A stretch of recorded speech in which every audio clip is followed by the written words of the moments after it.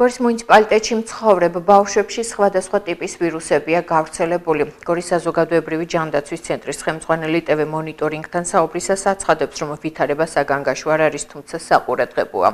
მარიამ გიუნაშვილი მშობლებს ურჩევს ყურადღება გამოიჩინონ და საჭიროების შემთხვევაში ბავშვები ექიმთან დროულად მიიყვანონ. გიუნაშვილის განცხადებით, ამ ეტაპზე გავრცელებულია ჩუტყვავილასა და კოქსატის ვირუსები.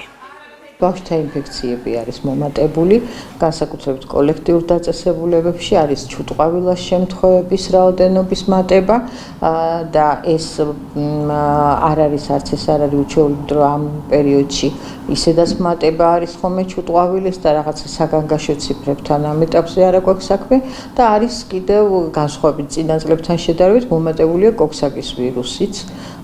ისიც ბავშვთა ასაკში 3 წლამდე ბავშვებში არის საკმაოდ ბევრი შემთხვევები. ნაწლავური ინფექციების ჯგუფში გადის ესეც და ესეც ორგანიზებულ დაწესებულებებში გვაქვს ამისი შემთხვევებიც მომატებული, იმიტომ რომ გადამდებლობა ადვილი დადლად ხდება ბავშვებზე გადადება.